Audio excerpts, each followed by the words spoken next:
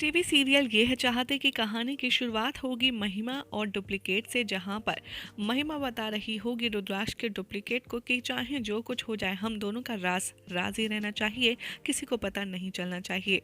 और वो कहती है कि बस प्रिशा ने तुम्हें जंगल में बता लिया रुद्राक्ष समझकर, तो इसका मतलब ये नहीं कि तुम उसकी ऐसे बेवकूफ़ भरी बातों में आ जाओ और हमारा प्लान रिवील कर दो।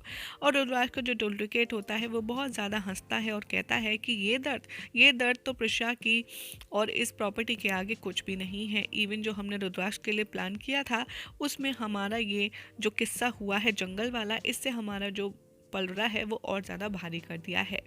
आगे महिमा कहती है कि हाँ, इसमें तो कोई शक नहीं है कि हमें प्रिशा के सामने इस तरीके से बिहेव करना होगा कि जैसे तुम ही असली रुद्राक्ष हो, और उसकी इनोसेंस प्रूव करने के लिए हमें कोई भी सबूत नहीं छोड़ना है कि ताकि असली रुद्राक्ष जेल से फरार हो जाए या फिर बरी हो जाए।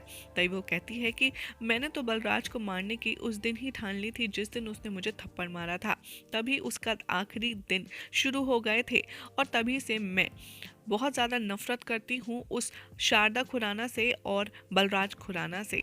जब उसने सारांश के चक्कर में मेरे पर हाथ उठाया था तभी मैंने डिसाइड कर लिया था कि मैं अब इसकी ज़िंदगी बर्बाद कर दूंगी, और सब कुछ मेरे प्लान के अकॉर्डिंग ही हुआ। हालांकि बलराज ने हम दोनों की बात सुन ली थी एंड मोमेंट पर।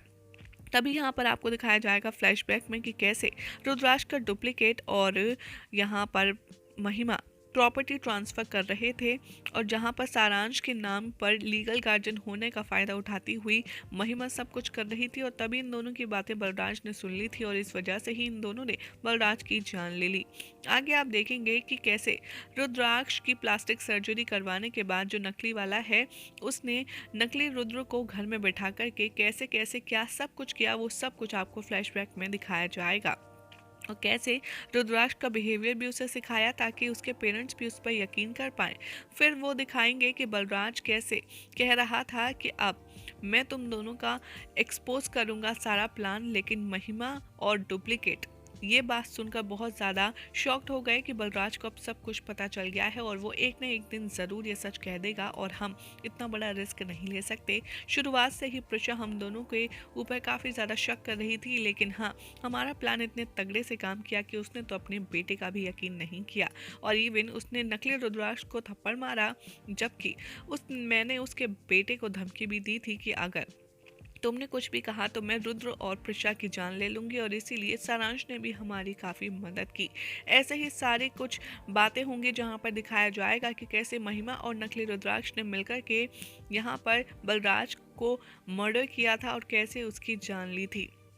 तभी आप देखेंगे कि दूसरी तरफ प्रिशा बहुत ज़्यादा परेशान होगी रुद्राक्ष की बेगुनाही को लेकर के, और वो रुद्र से जेल में मिलने जाएगी और कहती आएगी नजर कि चाहे जो हो जाए मैं महिमा अक्का को उनके घटिया प्लान में सक्सेस नहीं लेने दूंगी। रुद्राक्ष कहता है लेकिन तुम ये सब करोगी कैसे, तुम उन दोनों के खिलाफ कोई प्रूफ कैसे इकट्ठा करोगी। प्रिशा कहती है कि ज़रूर कुछ ना कुछ रास्ता ज़रूर होगा, बस मुझे ढूंढने की बात है। हालांकि रुद्र यहाँ पर हेल्पलेस फील करता है और वो कुछ भी कर नहीं पाता क्योंकि वो जेल में बंद है और प्रिशा बाहर अकेली इस बड़ी मुसीबत से जूझ रही है। तभी प्रिशा कहती है कि एक सेकेंड, तुम्हारे हाथ पर ये घाव कैसे हैं, तुम्हारे हाथ पर तो घाव होने चाहिए थे, हैं ही नहीं। तो प्रिशा कहती है रुद्राक्ष से कि बस यही है हमारी बड़ा सबूत और तुम्हारी बेगुनाही का काफ़ी ज़्यादा सबूत। प्रिशा की बात रुद्र को कुछ समझ नहीं आती। वो कहता है कि मतलब, प्रिशा कहती है कुछ नहीं रुद्र, तुम मुझ पर भरोसा करते हो ना। तो रुद्र कहता है हाँ, मैं तुम पर खुद से ज़्यादा भरोसा करता हूँ। नहीं हो जाएगा आज रात के एपिसोड का एंड, जिसके बाद कुछ इंटरेस्टिंग आपको देखने के लिए मिलेगा नेक्स्ट रिपोर्ट में।